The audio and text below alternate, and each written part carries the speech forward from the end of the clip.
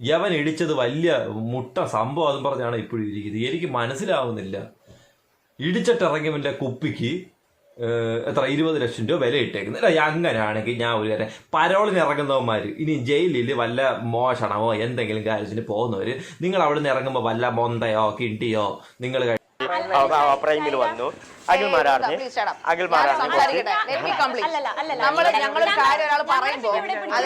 അത് നിങ്ങൾ ചോദിക്കേണ്ട സമയത്താ ചോദിക്കണം. നിങ്ങൾ ചുമ്മാ എന്തെങ്കിലും വളരെ സീരിയസ് ഒരു കോൺട്രവേഴ്സ് ഒക്കെ ഭയങ്കര ശാരിക എന്ന് വിളിച്ചാൽ ഹൗ ക്യാൻ ഐ കംപ്ലീറ്റ് ഞാൻ വിളിച്ചു വരുന്ന അതിന്റെ മാന്യം നിങ്ങൾ കീപ്പ് ചെയ്യുക. ഓക്കെ, ഇതാണ് അവിടെ. അപ്പൊ നമ്മളെ കുറച്ചുകൂടെ ഷൗട്ടി ഇത്രേ ഉള്ളൂ. നമ്മുടെ റോക്കി, അതായത് ബിഗ് ബോസിൽ ഏതാണ്ട് 2 ആഴ്ച മാത്രം നിന്ന റോക്കിയുടെ ഒരു ഇന്റർവ്യൂ ഇപ്പൊ മൈൽ സ്റ്റോണിനകത്ത് വന്നിട്ടുണ്ട്. ഓക്കെ, അതൊരു 2 പാർട്ടായിട്ടാണ് ഇട്ടിരിക്കുന്നത്. ഞാൻ എൻ്റെ ലൈഫിൽ ഇത്രയും ചീപ്പായിട്ടുള്ള ഒരു ഇന്റർവ്യൂ ഞാൻ കണ്ടിട്ടില്ല, അങ്ങനെ തന്നെ പറയാം. അതൊരിക്കലും അവിടെ ഇരിക്കുന്ന ആൾക്കാർ ചീപ്പായതുകൊണ്ടല്ല. ഒരു വ്യക്തിയെ കൊണ്ടുവന്നിരുത്തി കളിയാക്കുന്നതിനും അപമാനിക്കുന്നതിനും ഒരു പരിധിയില്ല. ഇവൻ അറിഞ്ഞുകൊണ്ട് പൊട്ടനാവുകയാണോ അതോ പൊട്ടനായതുകൊണ്ട് ഇമാതിരി ഇരുന്ന് കൊടുക്കുകയാണോ എന്നാണ് ഈ ഒരു ഇന്റർവ്യൂ കാണുമ്പം എനിക്ക് തോന്നിയ ഡൗട്ട് ഒരുപാട് വ്യക്തികൾക്ക് തോന്നിയേക്കാം. ഈ ഒരു ഇന്റർവ്യൂവിനകത്ത് ഗസ്റ്റ് ഉണ്ട്, ഇന്റർവ്യൂർ ഉണ്ട്, പിന്നെ ഒരു 2 പേരുണ്ട് ചലഞ്ചേഴ്സ് ആയിട്ട്. അതായത് ഈ ചലഞ്ചർ എന്നൊക്കെ പറയുമ്പോഴത്തേക്കിന് ഈ പറയുന്ന ഇന്റർവ്യൂറെ ചലഞ്ച് ചെയ്യുന്നതാണ് എനിക്ക് ഇതിനകത്ത് കാണാൻ സാധിക്കുന്നത് കേട്ടോ. അതിപ്പോൾ ഏത് അർത്ഥത്തിലാണെന്ന് അറിയത്തില്ല. അത് ചിലപ്പോൾ ഒരു സൈഡിൽ നിന്ന് നോക്കിക്കഴിഞ്ഞാൽ റോക്കിയെ സപ്പോർട്ട് ചെയ്യുന്നതാണ് അവർ. അതുപോലെ തന്നെ അതിന്റെ മറുവശത്തു നിന്ന് നോക്കിക്കഴിഞ്ഞാൽ റോക്കിയെ സപ്പോർട്ട് ചെയ്യുന്നത് പോലെ തന്നെ റോക്കിയെ അപമാനിച്ചുകൊണ്ട് തന്നെ ഇരിക്കുക. കാരണം അവിടെ റോക്കിക്ക് ഏതെങ്കിലും ഒരു 2 വ്യക്തികളുടെ സപ്പോർട്ട് വേണം, അല്ലെങ്കിൽ ഏതെങ്കിലും ഒരു വ്യക്തിയുടെ സപ്പോർട്ട് വേണം ഒരു ആൻസർ പറയാൻ, അല്ലെങ്കിൽ ഒരു ചോദ്യത്തിന് ഉത്തരം പറയാൻ എന്ന നിലയിലേക്ക് തന്നെ പോയിക്കൊണ്ടിരിക്കുന്നത്. ആ ഇന്റർവ്യൂ ചെയ്യുന്ന പെണ്ണ് നിങ്ങളിപ്പോൾ കണ്ടു കാണുമല്ലോ, ഇന്റർവ്യൂ എടുക്കുന്ന ആ പെണ്ണും അവിടെ ഇരിക്കുന്ന ചലഞ്ചേഴ്സും തമ്മിൽ ആദ്യം ഒരു ഇടി ഉണ്ടാക്കണം. ഇടി ഉണ്ടാക്കി നിങ്ങൾ തമ്മിൽ ഒരു കൺക്ലൂഷനിൽ എത്തിയിട്ട് വേണം ഒരു ഗസ്റ്റിനെ കൊണ്ടിരുത്താനായിട്ട്. ഒരു ഗസ്റ്റിനെ കൊണ്ടുവന്നിരുത്തി അപമാനിച്ച് അവനെ നാമാവിശേഷമാക്കുന്ന പരിപാടി ചിലപ്പോൾ അവൻ തന്നെ വൈകി ഉണ്ടാക്കി കൊടുക്കുന്നതാണ്. കാരണം അവൻ നമ്മുടെ തൊപ്പിയുടെ ഇതണക്ക് പരിപാടിക്ക് പോയിരുന്നായിരുന്നല്ലോ, അവിടെ പോയിരുന്നിട്ട് ഇതുപോലെ തന്നെ തീട്ടമായിട്ടാണ് തിരിച്ചു വന്നത്. അതിനുശേഷം ഈ തൊപ്പി തന്നെ പറയുന്നുണ്ട് ഇവൻ ഇത്രയും കൂടുതൽ റെമ്യൂണറേഷൻ കൊടുക്കേണ്ട ഒരു ആവശ്യമില്ലായിരുന്നെന്ന്. അതുപോലെ തന്നെ ഇവന്റെ ഒരു ഇന്റർവ്യൂ അല്ല, ഇവന്റെ ഒരു സ്റ്റേജിലെ പരിപാടി നിങ്ങളെല്ലാവരും കണ്ടു കാണുമായിരിക്കും. നിങ്ങൾ കാണുന്നത് ഇൻഫ്ലുവൻസ് ടോക്ക് ഷോയിൽ വേണ്ടിയിട്ട് ഇൻഫ്ലുവൻസ് നമ്മുടെ സ്വന്തം അഭിമാനം പറയാൻ വെക്കാത്ത റോക്കി ബൈക്ക് വേണ്ടി കൈയടിക്കാൻ വേണ്ടി റോക്കി ബൈ തന്നെ കൊണ്ടുവന്ന റോക്കി ബൈ നിങ്ങൾ ഇത് കാണുക. എന്നോട് എന്താ പറഞ്ഞാറ് റോക്കി എന്താ തള്ളി അറിയോ? പേയ്മെന്റിന്റെ നെഗോഷിയേറ്റ് ചെയ്യുമ്പോ എന്നോട് എന്താ തള്ളി അറിയോ? എടാ എനിക്ക് ഡെയിലി പരിപാടി വരുന്നുണ്ട്, അത്രയും ക്രൗഡ് കൂടും ഞാൻ വന്നാല്. ഓനെ കാണാൻ അത്രയും ആൾക്കാരുണ്ട്. അപ്പൊ അത്രയും ഇത് പരിപാടി ഇത് നോക്കിയാ പരിപാടിക്ക് പോയിട്ട് 10 ആളില്ലടാ ഇനി അലക്കൊന്ന് ഓന്നല്ല കൊണ്ടുവന്ന ആൾക്കാരെ വെച്ചിട്ടാണ് പരിപാടി. എന്റെ ഞാൻ കൊടുത്ത നഷ്ടമായിട്ട കാര്യം പറയല. ആ പൈസക്ക് എന്തെങ്കിലും പാവപ്പെട്ടവർക്ക് കൊടുത്തില്ലെങ്കിൽ അല്ല അപ്പൊ ഇവൻ തന്നെ ക്രിയേറ്റ് ചെയ്ത, അതായത് പോക്കറ്റിലെ പൈസ കൊടുത്ത് ക്രിയേറ്റ് ചെയ്ത്, എനിക്ക് തമിഴിലൊരു സിനിമാ നടനുണ്ടല്ലോ, ശരവണ ഫുഡിന്റെ എങ്ങാണ്ട് ഒരു ഓണർ, പുള്ളിയുടെ ഒരു സിനിമ ഉണ്ടായിരുന്നു. അതുപോലെ തന്നെ കേരളത്തിൽ ഉടലെടുത്ത ഒരു പുതിയ വ്യക്തിയാണ്. ബിഗ് ബോസിലൂടെയാണ് എന്തായാലും ആ ഒരു വ്യക്തി ഉടലെടുത്തതെന്നാണ് നമുക്കൊരു വിഷമത്തോടു കൂടി പറയേണ്ട ഒരു കാര്യം. കാരണം ബിഗ് ബോസിൽ പോയൊരു വ്യക്തി, അല്ലെങ്കിൽ ബിഗ് ബോസിൽ നിന്ന് ഇറങ്ങിയ ഒരു വ്യക്തി ഇങ്ങനെയൊക്കെ ആയി തീർന്നല്ലോ എന്ന് ചെറിയൊരു വിഷമം എനിക്കുണ്ട്. കാരണം ആ ഒരു ഷോയോട് എനിക്ക് ഭയങ്കര റെസ്പെക്റ്റ് ഉണ്ട്, ഭയങ്കര ആഗ്രഹമുണ്ട്, ഭയങ്കര ഇഷ്ടമുണ്ട്, ഭയങ്കര താല്പര്യമുണ്ട്.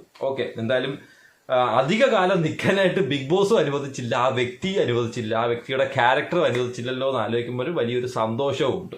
ഓക്കെ, അപ്പൊ നമുക്ക് ഇന്റർവ്യൂയിലേക്ക് വരാം. ഈ ഇന്റർവ്യൂവിനകത്ത് മെയിനായിട്ട് പുള്ളി പറയുന്നത് സിജോയെ ഇടിച്ചതിന്റെ കാര്യം എന്താണ് ഇടിച്ചതെന്നും, പിന്നെ ഒരു കുപ്പി വിൽക്കാനിട്ടായിരുന്നല്ല, അവൻ കുപ്പി എന്തിനാണ് വിൽക്കാനിട്ടതെന്ന് പോലും അവനിപ്പോൾ അറിയത്തില്ല. കാരണം നിങ്ങൾ ഇന്റർവ്യൂ കാണാം, നിങ്ങൾക്ക് ഇപ്പോൾ കാണാം, ഇപ്പൊ ഇത് കാണുമ്പോൾ നിങ്ങൾക്ക് അതിന്റെ ക്ലാരിഫിക്കേഷനൊക്കെ കിട്ടും. പിന്നെ ഇവന്റെ റെമ്യൂണറേഷൻ എത്രയായിരുന്നു എന്നുള്ള കാര്യമൊക്കെ നമ്മളൊന്നും പ്രതീക്ഷിക്കാത്ത, എന്തിനാണോ ഇത്രയും പൈസ, എനിക്ക് മനസ്സിലായിട്ടില്ല. അങ്ങനെയൊക്കെ ഉള്ള ഒരുപാട് ചോദ്യങ്ങൾക്ക് ഉത്തരം ക്ലിയറോടുകൂടി, കാരണം പുള്ളിക്കാരൻ ഇതുവരെ ഒരു ഇന്റർവ്യൂവിനും ആർക്കും അറ്റൻഡ് ചെയ്യാനായിട്ടുള്ള സമ്മതം മൂളിയിട്ടില്ലെന്നാണ് പറയുന്നത്. കാരണം ഞാൻ വന്നു കഴിഞ്ഞാൽ അവിടെ ക്രൗഡ് ഉണ്ടാവുമെന്ന്. ക്രൗഡ് വാങ്ങാത്തലി, ഇവരെയൊക്കെ കാണാൻ 4, 3, 7 പേര് വന്നാൽ ഭാഗ്യം. ആർക്കും ഇന്റർവ്യൂ കൊടുക്കാതിരുന്നത് എന്തോ വെയിറ്റ് ഇട്ടിരുന്നത്. അങ്ങനെ അവസാനം ബിഗ് ബോസിൽ നിന്ന് ആൾക്കാരെല്ലാം ഇറങ്ങിക്കഴിഞ്ഞ് അവന്മാരെല്ലാം ഇന്റർവ്യൂ കൊടുത്ത് അവരെല്ലാം റീച്ചിലേക്ക് എത്തുകയും ചെയ്ത്. റോക്കി ഏതാണ്ട് ഈ പറയുന്ന റോക്കി ബിഗ് ബോസിൽ നിന്ന് ഇറങ്ങാൻ നേരം അവിടെ ഒരു 3-4 പേര് കിടന്ന് കെട്ടിപ്പിടിച്ച് റോക്കി അണ്ണ, റോക്കി ചേട്ടാ, റോക്കി മുത്തേ, റോക്കി വാവേ എന്നൊക്കെ കിടന്ന് പറഞ്ഞാൽ നിങ്ങൾ കണ്ടു കാണുമല്ലോ നമ്മുടെ ഋഷിയും അൻസിബയും അർജുനും ഒക്കെ. എന്നിട്ട് പുറത്തിറങ്ങിയിട്ട് എവിടെ ഒരുത്ത തിരിഞ്ഞ് നോക്കിയ ആരെങ്കിലും വിളിച്ച ആരെങ്കിലും കണ്ട പോയ വഴി പുല്ല് പോലും കിളിച്ചിട്ടില്ലെന്ന് തോന്നുന്നു. റോക്കി ബായ് വിചാരിച്ച് അവന്മാർ തിരിച്ചിറങ്ങി വരുമ്പോഴത്തേക്ക് ഇവന്മാർ വന്ന് ഓടി വന്ന് അണ്ണനെ വീട്ടിൽ വന്ന് കാണും. എന്നിട്ട് അണ്ണനെ പൊക്കിക്കൊണ്ട് എല്ലാ പരിപാടിക്കും പോകുന്നു. മൂഞ്ചി പോയതേ ഉള്ളൂ. അണ്ണനെ ഒരു മരുന്നും ആരും വിളിച്ചതും ഇല്ല. അണ്ണനോട്ട് അങ്ങോട്ട് വിളിക്കാനും നിന്നില്ല. വെയിറ്റ് ഇട്ടൊരു മൂലയിരുന്ന് അവസാനം 5ന്റെ കട്ടി ഇരുന്ന് പുഴുത്ത് 2.5 കട്ടി ആവാറായപ്പോഴത്തേക്ക് അണ്ണൻ തന്നെ അങ്ങോട്ട് പോയി ഓരോ ഇന്റർവ്യൂക്ക് തലയും വെച്ച് കൊടുക്കുന്നു. എന്നാ പോട്ടെ, അണ്ണന്റെ ഇന്റർവ്യൂവിൽ അണ്ണന് പറയാനുള്ളത് കേൾക്കാം. പക്ഷെ ഞാൻ ഒരു കാര്യം പറയാം, അണ്ണനെ വിളിച്ചോണ്ട് വന്നിട്ട് നിങ്ങൾ ഇങ്ങനെ അപമാനിക്കരുത്. ഒരു മനുഷ്യനാ, അവന് ദേഷ്യം വരുന്നുണ്ട്, വിഷമം വരുന്നുണ്ട്. ഇനി അവൻ ആരടുത്തും പൊട്ടിത്തെറിക്കാൻ പറ്റത്തില്ല. അതായത് ഈ ഇന്റർവ്യൂ ചെയ്യുന്ന ഇന്റർവ്യൂറുടെ അടുത്തും അതിന്റെ ക്രൂവിന്റെ അടുത്തും അവന് ദേഷ്യപ്പെടാൻ പറ്റത്തില്ല. പിന്നെ ഇവൻ ഹൈപ്പായി പോവും. പിന്നെയും പോയി കഴിഞ്ഞാൽ ഇവന്റെ സിറ്റുവേഷൻ അറിയാമല്ലോ, അവൻ ആ ഒരു രീതിയിലേക്ക് തന്നെ ആൾക്കാർ ഇവനെ മാറ്റിക്കളയും. അതുകൊണ്ട് അവനിപ്പം അമ്പിനും വില്ലിനും അടക്കണോ മറ്റേ കുളത്തിൽ നിൽക്കണോ കരയിൽ നിൽക്കണോ എന്ന് അറിഞ്ഞുകൂടാത്ത അവസ്ഥയിലേക്ക് പൊക്കോണ്ടിരിക്കുക. അവനൊരു സെൽഫ് കൺട്രോൾ എന്ന് പറയുന്ന ഒരു സാധനം ഇല്ലാന്ന് തന്നെ പറയാം. അപ്പൊ അവര് മാത്രമല്ല കേട്ടോ, ഇപ്പൊ ഈ ഒരു പരിപാടിയിൽ ഈ ഇന്റർവ്യൂ ചെയ്യുന്ന പെണ്ണുണ്ടല്ലോ, അവള് പറയുന്നുണ്ട് അവള് ഭയങ്കര കൺട്രോൾഡ്. അതൊരു വാങ്ങാത്തൊലിയല്ല, അവൾ അതിലും വലിയ കൺട്രോൾ ഇല്ലാത്തൊരു പെണ്ണ്. 2 കൺട്രോൾ ഇല്ലാത്ത 2 പേര് കൂട്ടിമുട്ടുന്നതിന്റെ ഇടയിൽ കൂടെ ഈ നോർത്ത് ഏതാ സൗത്ത് ഏതാന്ന് അറിഞ്ഞുകൂടാത്ത 2 ഗ്രഹങ്ങൾ കൂടെ ഇരുന്ന് അങ്ങോട്ടും തട്ടും ഇങ്ങോട്ടും തട്ടും, ഇങ്ങോട്ടും തട്ടും അങ്ങോട്ടും തട്ടും. അങ്ങനെ ഒരു 2 ചലഞ്ചേഴ്സുമായിട്ടുള്ള ഒരു ഇന്റർവ്യൂ ഇതാ നമുക്ക് ഇവിടെ ആരംഭിക്കാം. ഞാൻ iPhone 15 Pro Max, 13 Pro Max, 14 Pro Max. 14 Pro Max ആണ്. അപ്പൊ അത് വിൽക്കുവോ? ആ ഫോൺ വിൽക്കുവോ? അണ്ണ റേഞ്ചിലെ അണ്ണ റിച്ചാന്ന് പറഞ്ഞ അണ്ണ താഴെയും തുടങ്ങണം. 1S 2S 3S 4A എന്നൊക്കെ പറഞ്ഞ് തുടങ്ങി 10X 10R എന്നൊക്കെ പറഞ്ഞ് അങ്ങനെ പോകണമായിരുന്നു. അണ്ണ ചുമ്മാ ഒറ്റ അടിക്കാറ് 13 14 എന്നൊക്കെ പറഞ്ഞ് പോയെഴുന്നേറ്റ് 2 എണ്ണം ഉണ്ടെന്ന് പറഞ്ഞു വിടായിരുന്നോ? എല്ലാ ഈ 2 എണ്ണം വെച്ച് വിൽക്കുമോ? പിന്നെ ഞാൻ അടുത്ത ഫോൺ വരുമ്പോഴത്തേക്ക് ഈ ഫോൺ കൊടുക്കും, അടുത്ത ഫോൺ വരുമ്പോഴത്തേക്ക്. അങ്ങനല്ലേ നമ്മളെല്ലാരും ചെയ്യുന്നത്. ഒരേ സമയത്ത് അതെ എല്ലാരും അങ്ങനെ ചെയ്യത്തുള്ളൂ. 1-2 സിം മാത്രം യൂസ് ചെയ്യുന്നവർ അങ്ങനെ ചെയ്യത്തുള്ളൂ. 10-12 സിം യൂസ് ചെയ്യുന്നവർ 6 ഫോണൊക്കെ യൂസ് ചെയ്യാം. 12 സിം യൂസ് ചെയ്യുന്നവർക്ക് 6 ഫോണൊക്കെ യൂസ് ചെയ്യാം. സുഖമായിട്ട് യൂസ് ചെയ്യാം. 10 ഫോൺ വെച്ച് നടക്കും. ഫോൺ എടുക്കാൻ ആഗ്രഹം എത്ര രൂപയ്ക്ക് തരും? ഇപ്പൊ എത്ര രൂപയുണ്ട് മാർക്കറ്റ് പ്രൈസ്?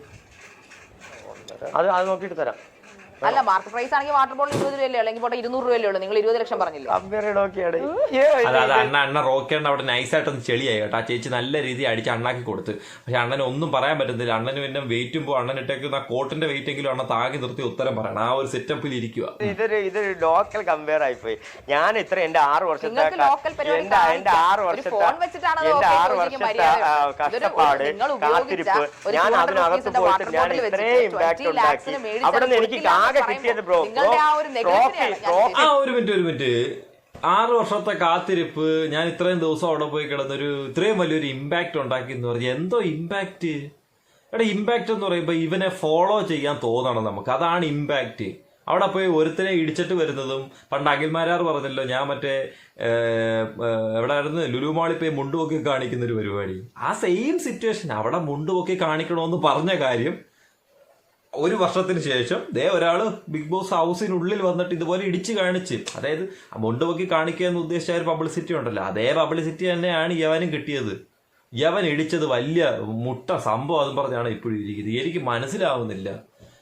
ഇടിച്ചിട്ടിറങ്ങിയവന്റെ കുപ്പിക്ക് എത്ര 20 ലക്ഷം രൂപ വില ഇട്ടേക്കുന്നത്. അങ്ങനെയാണെങ്കിൽ ഞാൻ ഒരു കാര്യം, പരോളിന് ഇറങ്ങുന്നവന്മാര് ഇനി ജയിലിൽ വല്ല മോഷണമോ എന്തെങ്കിലും കാര്യത്തിന് പോകുന്നവര്, നിങ്ങൾ അവിടെ നിന്ന് ഇറങ്ങുമ്പോൾ വല്ല മൊന്തയോ കിണ്ടിയോ നിങ്ങൾ കഴിച്ച പാത്രമോ പായുടെ നൂലോ വല്ല എടുത്തോണ്ട് വരണം. എന്നിട്ട് പറയണം, ഞാൻ ഇത്രയും നാൾ ജയിലിൽ കിടന്നപ്പം ഇട്ട മറ്റേ അല്ല കഴിച്ച പാത്രമാണ്, ഈ പാത്രം എന്താ കൊണ്ടുവന്ന് വെക്കുന്നു.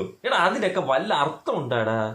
പോട്ടെ, അർത്ഥമില്ലാത്തവന്റെ അടുത്ത് അർത്ഥം ചോദിച്ചു കഴിഞ്ഞാൽ ഞാൻ അർത്ഥമില്ലാത്തവനായിപ്പോവും.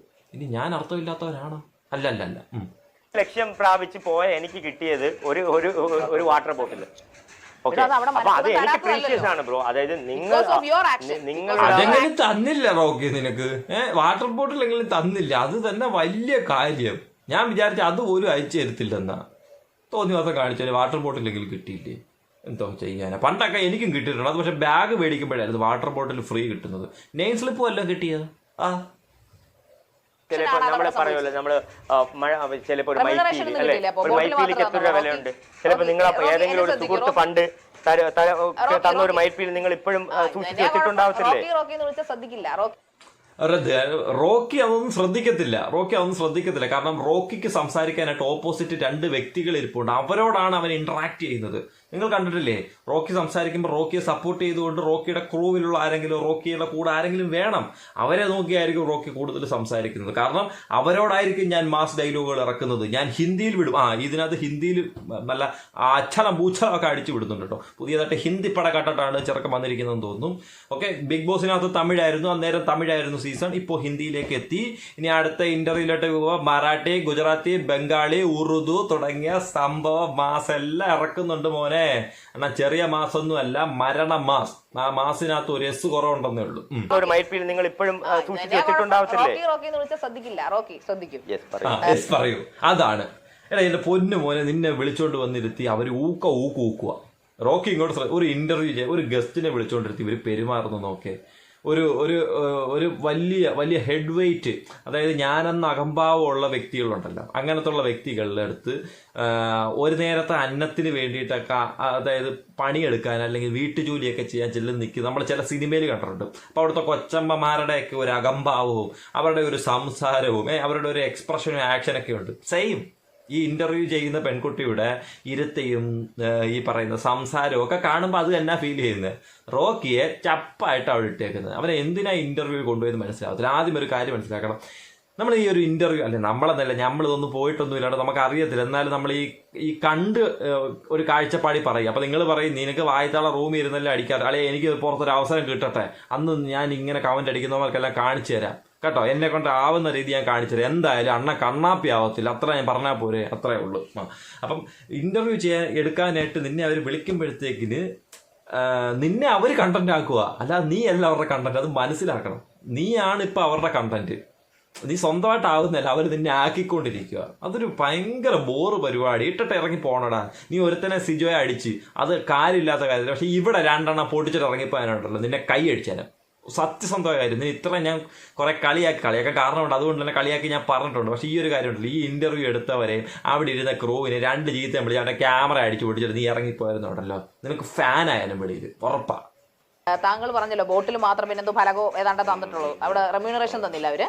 ഉറപ്പായിട്ടും തന്നെ എനിക്ക് ഫുൾ പേയ്മെന്റും കിട്ടി കേട്ടോ. അപ്പൊ അടിച്ചിട്ട് പോയെങ്കിൽ നിങ്ങൾക്ക് പേയ്മെന്റ് ഒക്കെ കിട്ടി? ഫുൾ പേയ്മെന്റും കിട്ടി. എനിക്ക് തോന്നുന്നു ഫുൾ പേയ്മെന്റ് അവർ ആദ്യം തന്നെ സെറ്റിൽ ചെയ്ത് തന്നെയാണ്. ആയിരിക്കും ചിലപ്പോൾ വീടൊക്കെ അടിച്ചു പൊട്ടിയാൽ പൈസ തന്നില്ലടോ മണ്ടന്മാരെന്ന് പറഞ്ഞുകൊണ്ട് വന്നില്ല. അപ്പൊ ബിഗ് ബോസിന്റെ മെയിൻ ഹെഡിനെ അല്ലെ നമ്മുടെ ബിഗ് ബോസ് എന്ന് വിളിക്കുന്ന ആളുണ്ടല്ലേ, ആളെക്കാളും കയറി അടിച്ചാലത് മേടിച്ചിട്ടായിരിക്കും പൈസ എല്ലാം കാര്യം സെറ്റിൽമെന്റ് തന്നു തീർത്ത്. ചിലപ്പോൾ നമുക്ക് അങ്ങനെ എടുക്കാം. അതുമല്ലാന്നുണ്ടെങ്കിൽ ഇനി മേലെ ഈ വഴിക്ക് നീ വന്നു പോരും, നിനക്ക് തരാനുള്ള പൈസ തന്നിട്ടുണ്ട്, നിനക്ക് ഫ്ലൈറ്റ് ടിക്കറ്റ് എടുത്തിട്ടുണ്ട്, ഇനി ഈ വഴിക്ക് എങ്ങാണ് വന്ന നീ ഫ്ലൈറ്റിലേക്കാണ് കയറിയുന്ന അല്ലെങ്കിൽ ബി എന്ന് വല്ല ഉച്ചരിച്ച് അതിന്റെ കവാല അടിച്ച് പൊട്ടിക്കുന്നു പറഞ്ഞായിരിക്കും അവർ സെറ്റിൽമെന്റ് ചെയ്തെന്ന് വിട്ടത്. ക്ലിയറൻസ് സർട്ടിഫിക്കറ്റ് തന്നവര് ചില ജോലി എന്നൊക്കെ നമ്മൾ അങ്ങനെ ഇറങ്ങാൻ നേരെ ഇനി പരിസരത്ത് വന്നു. അപ്പൊ ഒരു ചോദ്യം ചോദിക്കട്ടെ, ഇപ്പം ഒരു ദിവസം റോക്കി ഒരു ദിവസത്തേക്ക് റോക്കി ടൈം ആണല്ലോ, അപ്പൊ റോക്കിക്ക് എന്ത് വിലയിടും ഒരു ദിവസത്തേക്ക്? നമുക്ക് അങ്ങനെ വിലയിടാൻ പറ്റുമോ ബ്രോ? വിലയിട്ടാ അണ്ണനെ കണ്ട കുപ്പിക്കും വിലയിടാം, പട്ടിക്കും പൂച്ചയ്ക്കും എല്ലാം വിലയിടാമെങ്കിൽ അണ്ണന്റെ ഒരു ദിവസത്തേക്ക് വില ഇട്ടൂടെ? എന്തേ ബിഗ് ബോസിന് അണ്ണൻ ആൾക്കാർ ഒരു വില തന്നില്ല ഒരു ദിവസത്തേക്ക്? ചിലപ്പോൾ ഇന്റർവ്യൂവിന് വന്നിരുന്നപ്പോൾ ചിലപ്പോൾ അണ്ണനൊരു വില ഇട്ടിട്ടില്ലേ? അണ്ണനെ തൊപ്പി വിളിച്ചപ്പോൾ തൊപ്പി അണ്ണനൊരു വില ഇട്ടില്ല അണ്ണ. അപ്പൊ പിന്നെ അണ്ണൻ എന്തിനാണ് ഇവിടെ ചോദിക്കുന്നത് എനിക്കൊരു വില ഇല്ലേ, എനിക്കൊരു വില ഉണ്ടോ എന്ന്? അണ്ണ ആലോചിച്ച് പറയണ ഇതൊക്കെ, അണ്ണ ആലോചിച്ച് പറ. അണ്ണ നിലപാടില്ലാത്തവൻ, എന്തോ നെറിക്കട്ടവൻ, കുബുദ്ധി, ചീറ്റബുദ്ധി, പൂറ്റബുദ്ധി, മറ്റേ എന്തോ എലിബുദ്ധി എന്നൊക്കെ കിടന്ന് പറഞ്ഞല്ലോ. അണ്ണൻ ഏത് ബുദ്ധി അണ്ണ ഇതൊക്കെ? റീൽസിൽ കാണിച്ചോണ്ടിരിക്കുന്നത്, താങ്കൾ റീൽസിൽ അങ്ങനെയാണല്ലോ റോക്കി കാണിച്ചോണ്ടിരിക്കുന്നത്, കുപ്പിക്ക് വില ഇടുന്നു. ഓക്കെ, ബിഗ് ബോസിൽ എന്തായിരുന്നു താങ്കളുടെ വില? ബിഗ് ബോസിൽ എന്റെ വില എനിക്കിപ്പോ ഒരു പെർ ഡേ 1 ലക്ഷം രൂപ ഉണ്ടായിരുന്നു പറഞ്ഞാൽ നിങ്ങൾ വിശ്വസിക്കുമോ? വിശ്വസിക്കാം, സത്യമാണെങ്കിൽ വിശ്വസിക്കാം. അങ്ങനെ വിശ്വസിപ്പിക്കുമല്ലോ. കോപ്പ് വിശ്വസിക്കും. 1 ലക്ഷം രൂപ ഇവനെ കൊണ്ടിരുന്ന കാര്യം ഓർക്ക്. 1 ലക്ഷം രൂപ വന്നിട്ട് വേറെ നല്ല ആൾക്കാരെ കൊണ്ടിരുത്തിയാ പോരെ. ഇവന് മണിക്കൂറിന് 25 രൂപയ്ക്ക് കാണാമായിരിക്കും. അല്ലാതെ എനിക്ക് തോന്നുന്നില്ല ഇമ്മാരി പരിപാടി കാണിച്ചത് മണിക്കൂറിന് 1 ലക്ഷം രൂപ. അത് പോട്ടെ, നമുക്കിനി ഇവന്റെ മെയിൻ കാര്യത്തിലേക്ക് വരാം. ഇതൊക്കെ കോമഡി ആയിട്ടോ സിജോയുടെ കാര്യത്തിലേക്ക് ചെയ്യാൻ പാടില്ല. അനുവാദമില്ല. ഓക്കെ, പ്രൈവറ്റ് സ്പേസ് അല്ലേ അല്ലേ? ഒരാളുടെ മൂക്കിന്റെ തുമ്പ് വരെ ഉള്ളൂ മറ്റൊരാളിന്റെ പബ്ലിക് പ്ലേസ്. മൂക്കിന്റെ തുമ്പ് വരെ താങ്കൾ മൂക്കിന്റെ തുമ്പ് കടന്നു പോയില്ലേ? ഒരാളുടെ ഏറ്റവും വലിയ എക്സാമ്പിൾ സിജോ. കാണിക്കാൻ എന്താ? അവ അതിർത്തി വേദിച്ച്, അവൻ എന്റെ അതിർത്തി വേദിച്ച്. ബിഗ് ബോസ് എന്നത് സമൂഹമാണെങ്കിൽ ഞാൻ സിമ്പിൾ ആയിട്ട് പറഞ്ഞുതരാം. ചേച്ചി ഇരുത്തി ഊക്കി വിടുന്നുണ്ട്. ഇന്ത്യയാണോ പാകിസ്ഥാനോ ആണെന്ന് അളിയ എന്തിനു വേണ്ടിയിട്ട് അത് ഞാൻ പറഞ്ഞില്ല. ബാക്കി കൂടെ കാണുന്നിട്ട് നമുക്ക് അതിനെപ്പറ്റി പറയാം. ആണെങ്കിൽ ഞാൻ സിമ്പിൾ ആയിട്ട് പറഞ്ഞുതരാം. ബിഗ് ബോസ് എന്നുള്ളത് സമൂഹമാണ് എങ്കിൽ ഞാൻ അവിടുത്തെ വീടാണ്. ഓക്കെ, എന്റെ വീട് ഞാനാണ്, എന്റെ അതിർത്തി ഞാനാണ്. എനിക്ക് നിന്റെ കാലാണ് അവിടുത്തെ ഫൗണ്ടേഷൻ. നിന്റെ വീടിന്റെ ഫൗണ്ടേഷൻ നിന്റെ കാലാണ്. നിന്റെ ഓരോ കൈകളും ആ വീടിന്റെ 2 കഴക്കോല്. നിന്റെ കാല് ആ വീടിന്റെ ബെൽറ്റ്. നിന്റെ ഇടുപ്പ് ആ വീടിന്റെ ഭിത്തി. നിന്റെ പല്ല് ആ വീടിന്റെ ജന്നല്. നിന്റെ മൂക്ക് വാതല്. പോരെ ബിഗ് ബോസിനകത്തുള്ള വീട് നീ. നിന്റെ തല മേൽക്കൂര. മേൽക്കൂരയിൽ താണ്ട ചുവന്ന ഓടാൻ തോന്നിട്ടേക്കും. ചുവന്ന ഓടിട്ടൊരു മേൽക്കൂര. അവിടെ നിരന്തരമായിട്ടൊരു വീടില്ല, ഒരു റൂമില്ല. എന്നെ ഞാനാണ് കെയർ ചെയ്യുന്നത്. ഓക്കെ, ബിഗ് ബോസ് സമൂഹമാണെങ്കിൽ ഞാൻ അവിടെ വീടാണ്. ആ എന്റെ വീട്ടില് എന്റെ അനുവാദമില്ലാതെ അതിക്രമിച്ച് കയറിയ ഒരാളിനെ നേരിട്ട് അത്രേ ഉള്ളൂ. പട്ടിയെ തുറന്നു വിടണോടാ. നീ നേരിട്ട് എന്തിനാ പട്ടിയെ തുറന്നു വിടണമായിരുന്നു? വരുന്ന ട്രോളുകൾ കുറെ താങ്കൾ ട്രോളി എയറിലാണല്ലോ ഇപ്പൊ താങ്കൾ ആൾക്കാർ. അതെ, അപ്പൊ അതിൽ ദേഷ്യം തോന്നാറുണ്ടോ? അവരെ പോയി അടിക്കണമെന്ന് തോന്നുന്നുണ്ടോ? നല്ല ചോദ്യം. ഉള്ളോട് പുച്ഛം മാത്രം. ഇതെന്തുകൊണ്ടാണ് അന്നത്തെ സ്ട്രാറ്റജിയിൽ പ്രയോഗിക്കാൻ പറ്റാഞ്ഞത്? ഇങ്ങനെ കളിയാക്കുന്നവരും പ്രവോക്കുന്നവരും പുച്ഛിച്ച് മാറ്റി താങ്കൾക്ക് പോകാമായിരുന്നു. അങ്ങനെ തന്നെ പൊക്കിക്കൊണ്ടിരുന്നത്. വൃന്ദ, ഞാൻ ഇനിയിപ്പോ ഇപ്പൊ എനിക്ക് മനസ്സിലായി അവരെന്തിനാണ് അവിടെ ഇരിക്കുന്നത്. മനസ്സിലായത് നിങ്ങൾക്ക്? അണ്ണൻ മെഴുകുമ്പോ, അണ്ണൻ പറഞ്ഞ എനിക്ക് പുച്ഛം മാത്രം വന്നു. അണ്ണൻ മെഴുകുമ്പോ അണ്ണനെ ഒന്ന് പൊക്കി വിടണം, അണ്ണനെ ഒന്ന് സപ്പോർട്ട് ചെയ്യണം. ഇതെനിക്ക് തോന്നുന്നു ഈ മൈൽ സ്റ്റോൺ മേക്കേഴ്സ് കൊടുക്കുന്ന സാലറി കൂടാതെ അണ്ണന്റെ വക ചെറിയൊരു ശമ്പളം അവർക്കുണ്ട് ഈ ഒരു പരിപാടിക്ക്. അതായത് പൊക്കി വിടുക ആ ഒരു പൊക്കി വിടുന്നതിന് എനിക്ക് തോന്നുന്നു കിട്ടുന്നുണ്ടെന്ന്.